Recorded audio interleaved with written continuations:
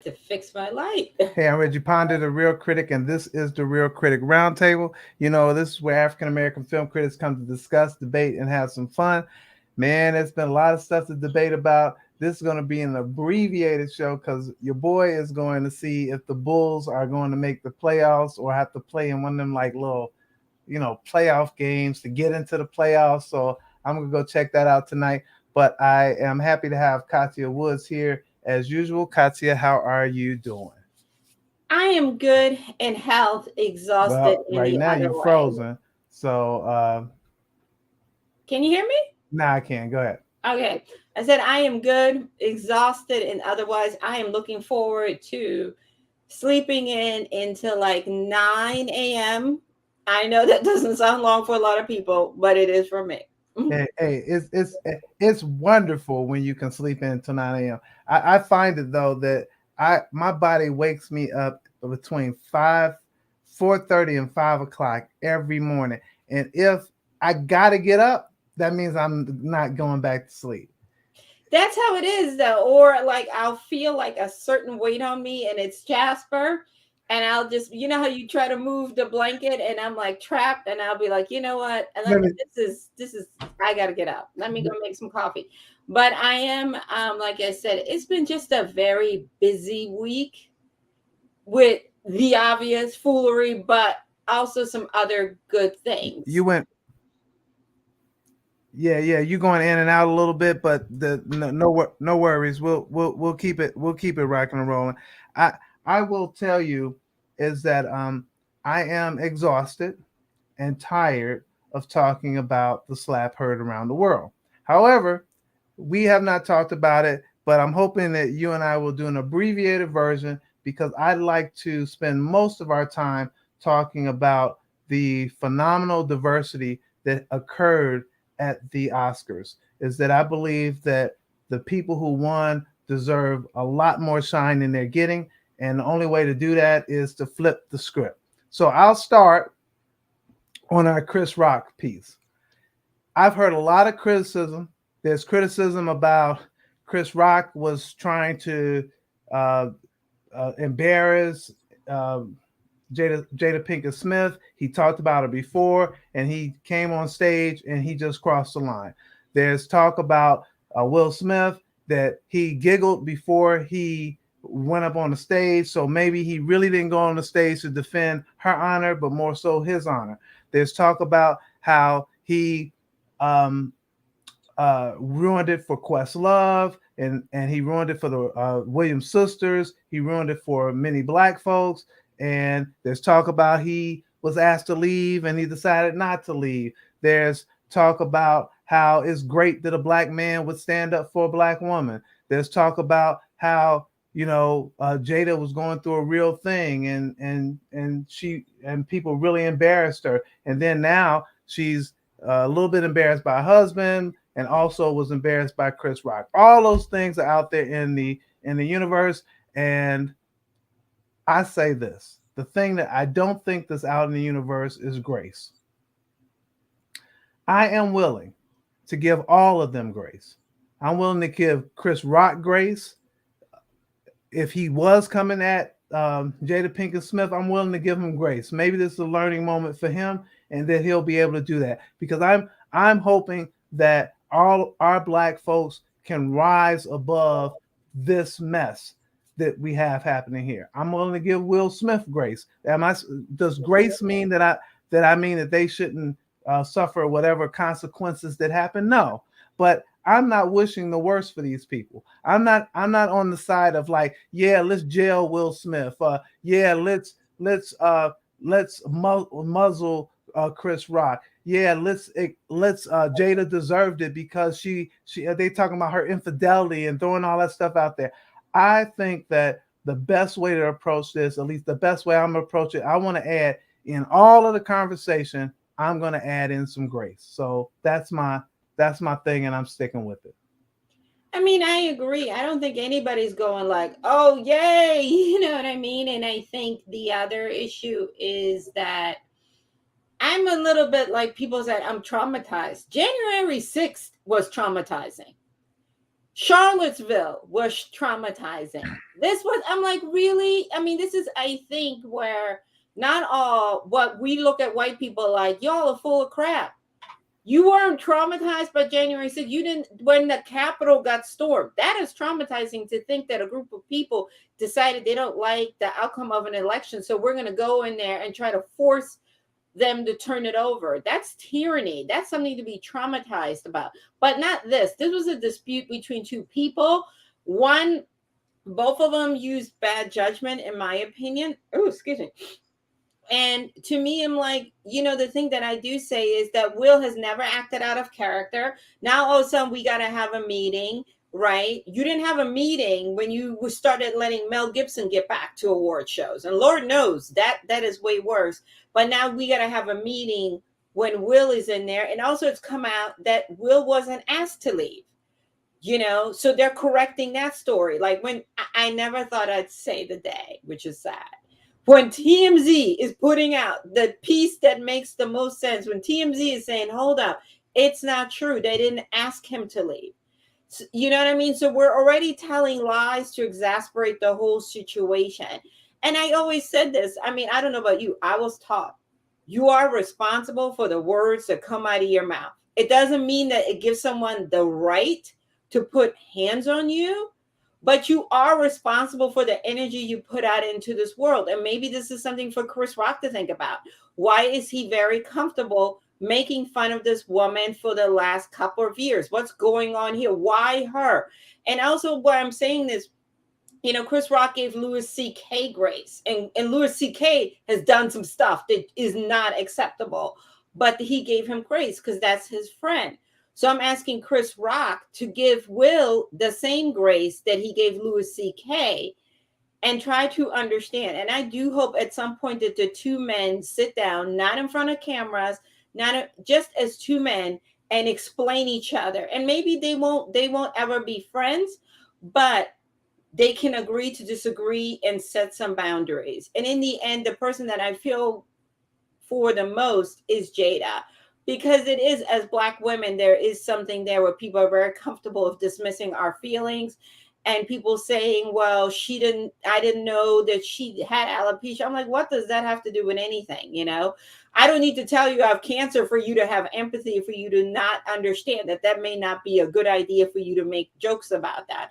So I do think that that Chris owes Jada an apology, because just like Will wasn't thinking about Chris in that moment, he got caught up, and he was wrong.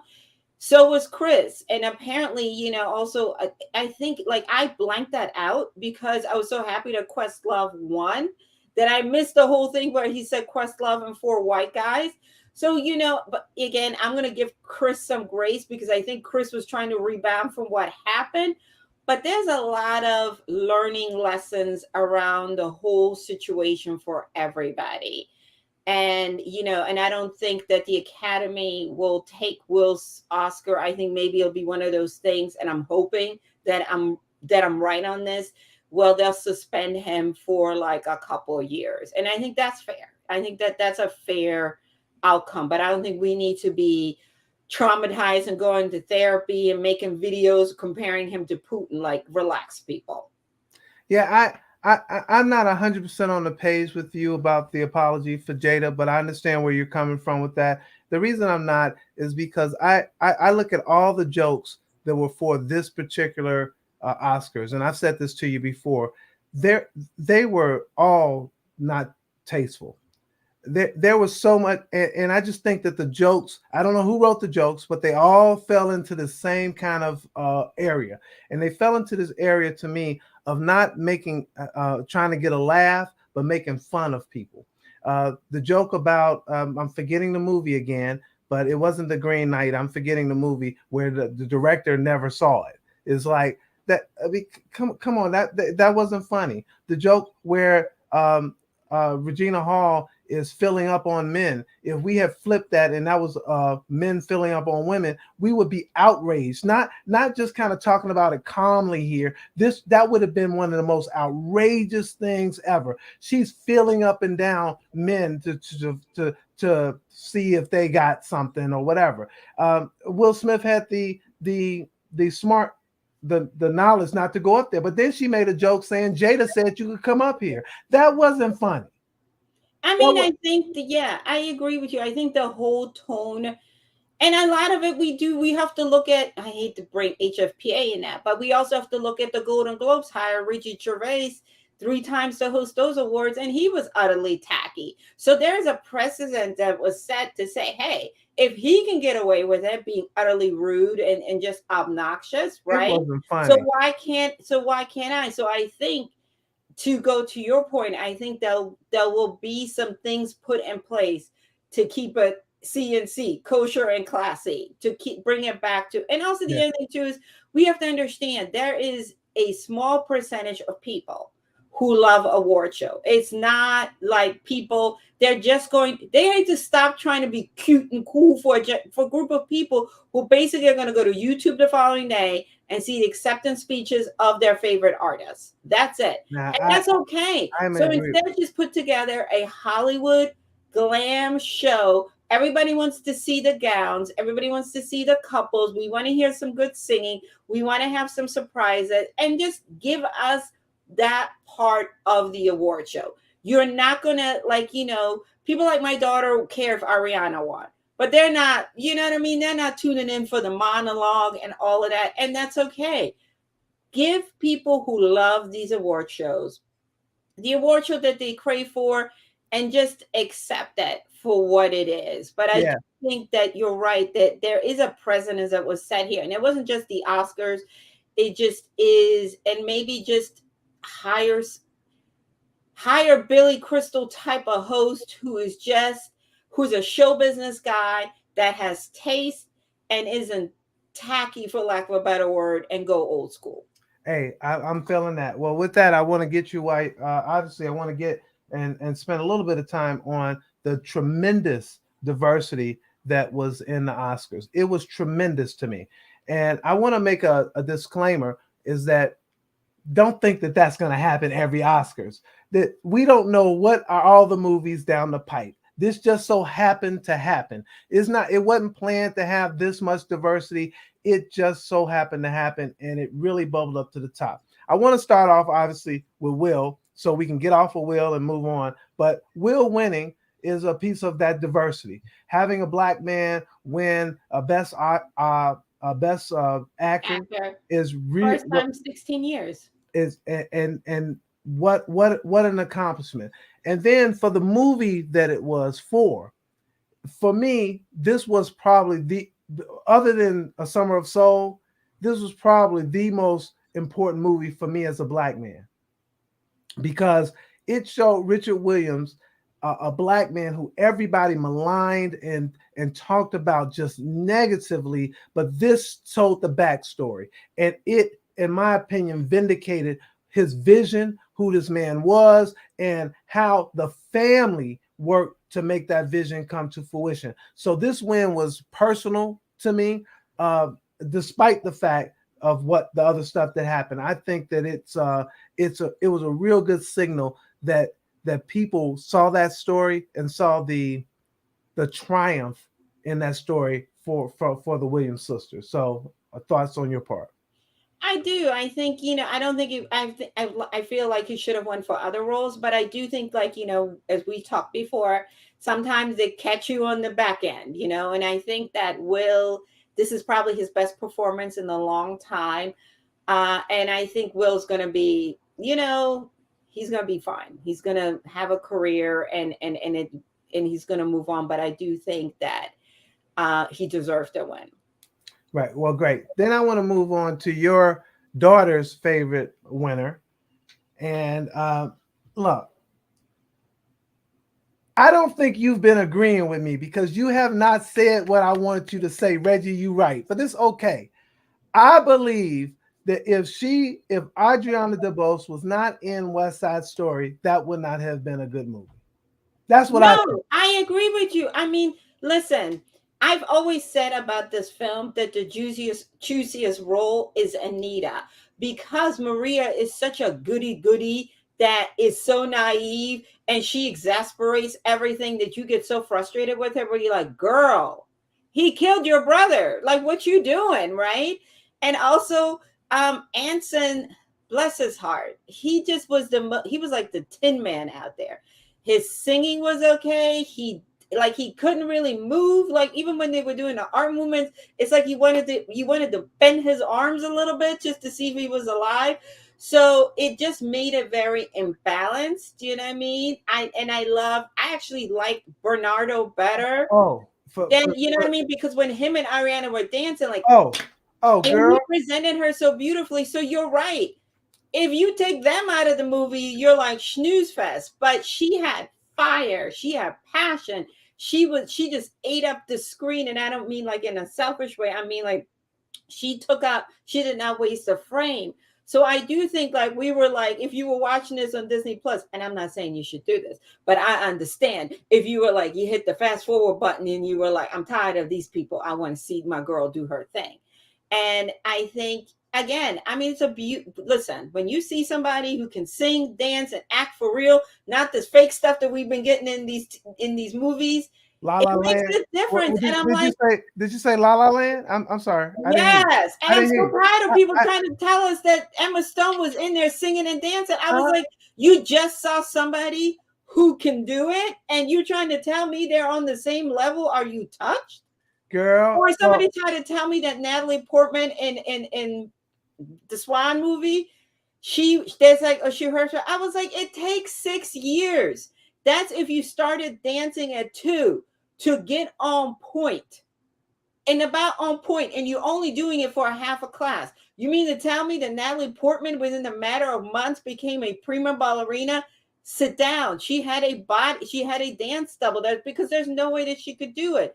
So I think I pray. so back to Ariana. I pray that we learn from this example with Ariana, that we go and get the people that know how to do it. Who cares if nobody knows who they are? Because the end result is this. And if you don't, I just want to celebrate her. She killed it. She killed it. She killed it. I do want to make a comment about your 10 man comment. I know what you meant, but you disparaged my dude Nipsey Russell because he was better than your boy in this movie. Even as a 10 man, spread a little oil on me, girl. Come on now. Come on. Don't talk He about. needed more than some oil. I He know that. needed a whole can. He needed a whole container of it. Well, absolutely. So I want you to spread some love because on your guy from Philly. So I'll let you do that one. I am so glad that with everything that happened with I just want to say, for all the people, when the talent came into the press room, other than one lady that asked the question that was dumb, they got the applause, they got the love, they got the support. That when people say, well, nobody wanted to interview that person, I was like, I was in that press room all night, and everybody that came in was celebrated, had questions asked of them. So I understand, like, as regular press people, you have like Entertainment Tonight access or whatever, they have their little stations or whatever where the talent comes through before they come in with us. But when it came in with us, the regular press people, not the quote unquote super important people that they think, we gave them their flowers. And Questlove, when he came in there, people lifted him up because we kind of figured out what happened to him. He got lost in the sauce. And I also love how, somebody from Access did say, well, what was his thoughts on what happened? And Questlove shut that down. He's like, I'm not going to talk about that. And also, I love how the publicist jumped in from the press room and said, you are only to ask him about this. You are not going to turn it, like, in other words, you're not going to turn this into tabloid. And he was everybody in the room would celebrate it. And you're not going to see. I took it a little bit different. Not that you're going to not turn it into tabloid. You're not going to give him his moment. He's not going to switch his attention to talk about something that has nothing to do with his moment. let's give this guy his moment. I want to say one other thing about this because we got a couple more categories we got to get through it, and I got to get to this Bulls game. But uh, the this movie documentary was so important, and I'm hoping that there's going to be a concert series after it because the over, I don't know, I think it said over 50 hours of tape or whatever, is that I'd like to see the fullness of the Nina Simone a piece. I like to see the fullness of Chick Corea and them. I like to see all of that stuff. So I just hope that there's like the sequel to Summer of Soul, and I'm so happy that he decided to bring that to us in the manner in which he did. I hope we get a box set. I hope there's a book and a box set like the Criterion collection. I hope we get that. But I just want to say I'm just thrilled that I made him smile. And when I said West Philly stand up and he just smiled, he said yes, So I'm really thrilled for both of us. I got to ask him a question and I got to kind of like break up some of the tension in the room. And it was really, really great. Super, super happy for him. And that's why I put it on my post. I was like, let's remember that another person from Philadelphia won. Let's not get caught up in the novella. But go ahead. No, that was beautiful. I really, you giving us the insight in the room, and I appreciate that. So no, thank you so much. I do want to, since we're talking about documentaries, I want to talk about the thing that's most important to me in life, and that's basketball.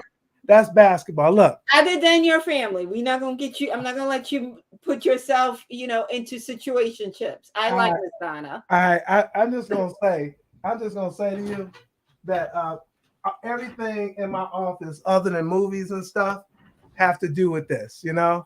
It's all about the ball. How we put that one? NCAA right there. Yes, I know you're gonna be the guy in the old folks' home having the wheelchair basketball tournament. Girl, you ain't never lied. I'm talking about let's get it on. So this is an important documentary, and it's called The Queen of Basketball. I did not know this woman. And she was the precursor to everything we see today in the WNBA. I want to pronounce her name right, so I'm gonna have to look over here and like Lucia. Come on, Reggie. Anyway, I'll make sure I have it before. Oh, it's Lucy Harris Stewart, and unfortunately, she died just before the nomination. But this is what documentaries should do. They should teach us about our history and about our people. And this woman was a bad member. She was drafted into the NBA because there was no WNBA. And she was like, I don't think I'm good enough, so she didn't go. I just want to encourage everybody. It's 22 minutes to please check out The Queen of Basketball. Katya. I agree. What I also loved is that he used his time to say free Britney. You know what I mean? He said, use your voice to free Britney. And, that to bring, and also he's like to amplify women's sports, particularly women's basketball. So I think that is really, really important because that's a huge stage. It's a huge outlet to speak to the powers that may be.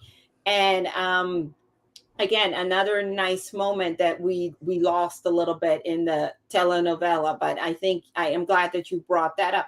I just want to say that whole category, short documentary, was fire. Any one of those nominees winning, we would have all been okay with that. Because sometimes you'd be like, what? But not this year. Everything was fire. No doubt. And with that, I want you to move into talking about your girl, because I wasn't rooting as much for her, but go ahead. I think it's so overdue. I feel she should have won for the piano. There's a nice picture of her and Harvey Keitel. If you remember Harvey Keitel, it was the reason why Holly Hunter had some problems because Harvey decided to be messy. But I think you can have your opinion of her. But at the end of the day, you can't take away from the fact that she's a very skillful filmmaker. No doubt. This was beautiful. A beautiful film. A beautiful And film. and also I'm like, I really want to get to the point, and I agree with the other woman that directed Coda, where we don't say like, oh, a woman director. We just say the best director won. But we Give have to do. this prize. I know you want to get to the point, but Yeah, we have to do it because it's only the third time in the 94 years. This is what makes it real important. Is that I agree. I know, I know. Oh, I know you do. I was Yeah, just that's teasing. okay, no worries. But it is, but I do agree with that. The two top films at the Academy this year that everybody talked about were directed by women. And I'm hoping that it opens the door for more women to consistently be in that mix. And most importantly, for them to get the money because they have a different point of view and those stories matter. And when you allow them to be as creative as the men, we do get a Coda, a Power of the Dog, and the list goes on and on. Excellent. So we got through that, and we can't talk Oscars without talking about Bruno. Oh, we got to talk about Bruno, girl. Look. I just want to say this to you that I know I don't think this was your pick, but It was, listen, I, I wanted Mitchell versus the Machines, but I have no problem that this won because it's such an endearing story. Again, one of the directors was a woman. It is the movie that even though you claim you didn't plan on seeing it, you saw it, and then when the bop came on, you were like, you looked left, you looked right, and you started singing along. And I do think that says a lot the power of animation. But I agree with Matthew Perry. We got to get that genre a little bit more integrated. It is shocking. Like I was a little bit, I'm so glad I fixed my face and I was far, far away. But I did not know that the directing core looked like that. You know what I mean? And it's not to say they're not good people, but we have to integrate animation way more. There's not enough diversity in that yeah, genre. and so that's the I got to talk to all the people behind uh hair. I'm sorry, Black, but the Matthew Perry, they're not the Matthew Cherry. back to Cherry Oh, piece. You said Perry. sorry, I got to sorry, I not got to he's talk to right. him. This I got to one's talk to right. him and all his people, right? And they said they really are working on trying to make sure that there's more diversity in the animation field. My daughter, Carrie, that's actually what they're studying, and they are actually right now in class getting a master's in the animation field. So I know at least one person is trying to get in there, but you're right. We do need um, to diversify. But this film, I just want to tell you, I felt this film. I had I had some tears working and stuff. Like I know, right? We're like, well, why are you being mean to her? Like she's trying. I'm like, come on, come on. So we just have to talk about Bruno. That's all I got to say on that.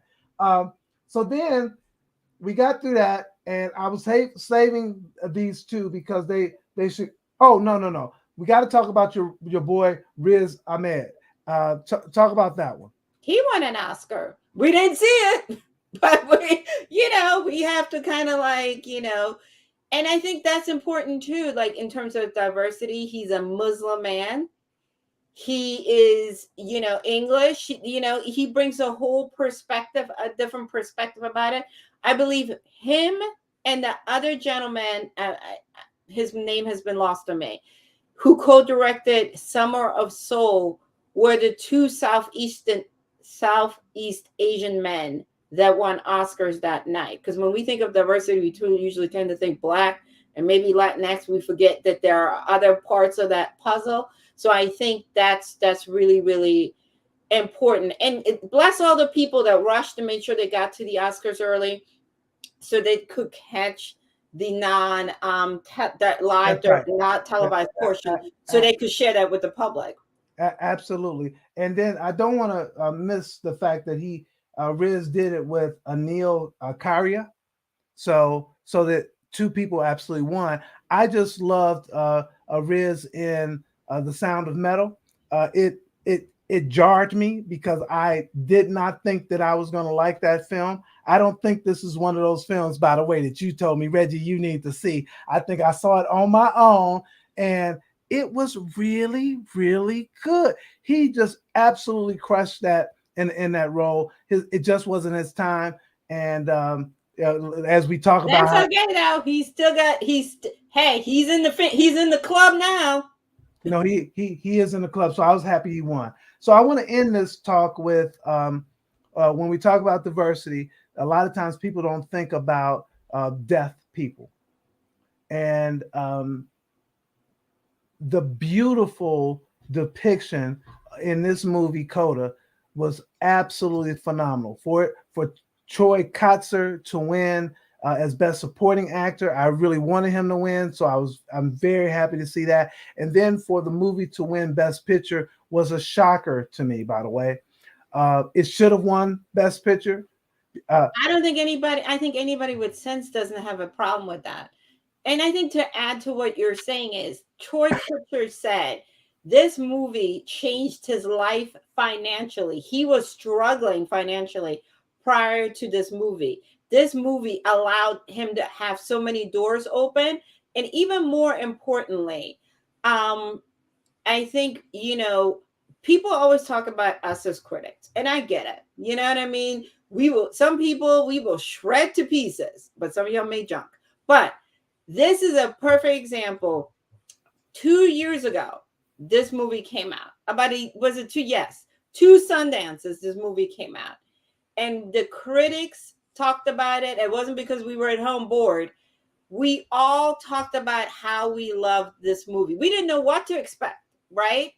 And we all talked about it and how we loved it. And when it came out on Apple TV Plus, us telling all our friends, our neighbors, our mailmen, if you have it, hit play, hit play. It's a perfect example how a film festival combined with a large, if you give You a went lot in and of out, access, so you know, that gives it that helps a film go from nobody knowing about it to now being a best picture winner. And I think that's a beautiful moment, and I'm so glad that Troy talked about what happens when you get a real opportunity and how it changes your life. So I'm hoping and I'm praying that he gets more roles and me more too. diverse roles, that is not just like a one-off. Yeah, me too. And for people who haven't seen it, you might not have Apple TV and might not want to have Apple TV. Guess what? It's coming to theaters. So you can go into the theater, pay your $10, $15, see the movie, don't have to subscribe to Apple TV Plus, but this movie is absolutely worth it.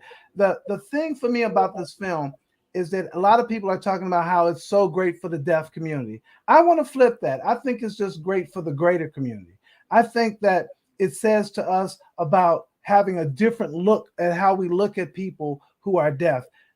Maybe learning sign language, and if we don't, at least not look down upon them in the way in which we do. The fact that this movie showed them with a full life, things like having sex, having arguments, having trying to figure out how to run a business, all the things that a regular family would do, that this showed that it was absolutely beautiful. So I'm really I happy. agree. And also I love the fact that the woman who presented it, she learned how to sign his name. So he knew before the rest of us did, because I was that quiet. And what she did is she signed his first name. And I thought, how thoughtful for her to prepare, knowing that it was a very good chance that he would win. You know what I mean? So How again, listen, if you open your heart and your mind and adapt, it's always better. And I'm really thrilled for him. well, great. Well, I got a couple of minutes, and of course We're this gonna talk week, about that one movie we yeah, saw. of course this week coming out, Donna's calling me like, "Come on, it's time to go." Um, uh, the movie that came out this week is Morbius, and I'll let you have a word, and then we'll close it out. I really don't have much to say because I was trying to figure out what I was watching. But I mean, I think by the time I think the movie attempts a lot, but doesn't execute it really well. And by the time we catch on to what is happening, it's too late. And then we're like, so you basically shot this to force us to sit through part two. It's So not my cup of tea, but I'm sure there's an audience for it. and I was in the movie with E-Man, and I really wanted to ask him afterwards because I didn't understand before I went into the film how Morbius fit into the Marvel Cinematic Universe, and because he's not a character that I understood, the way in which you introduced him for me needed to be somewhere more like the Guardians of the Galaxy. I didn't know them that well, but they created those characters, gave them personality, gave them so much that when I left, I didn't care that whether I knew how they fit into the Marvel Cinematic Universe because I liked those characters. I think what happens here is that they had to do all the backstory, show us all the stuff that was happening, and then when the movie's over, for me, I still didn't understand how he fit into the Marvel Cinematic Universe. So what they had to do is they had to use those end credits, those slices of movie that they show between the credits to say, here's how he fits in the Marvel Cinematic Universe. So now you have to come back and watch it. It wasn't compelling for me. The graphics though, I want to say the CGI in this was really good. I saw it in a Adobe where the chairs make the moves and the sounds and stuff like that. All of that worked. It worked really well. It just didn't excite me about Morbius as a character, and it didn't add for me too much as it relates to my Marvel fandom. So I'm giving this one like a matinee movie for people who might want to see it, but people who love the Marvel Cinematic Universe, go ahead and try your hand at it, and hopefully you'll have a good time. That's my thought. I'm right there with you. We I feel like we needed an interpreter, like Yeah. something's going on and we need to look at somebody to be like, what is happening? So we're on the same page with that one. Well, good. Well, we'll maybe have E-Man on because you know he knows. And you know what? And I'll be sitting there like, explain it to me. Right. I'll be like, oh, oh, oh. Well, look, guys, that's the show. I gotta go. That's my friend Katia Woods. This is the Real Critic Roundtable where African American critics come to discuss, debate, and have some fun. We had some debate, we discussed some things, and we had a little bit of fun. Thanks so much, Katia, and we'll see you guys next time. Bye-bye, guys.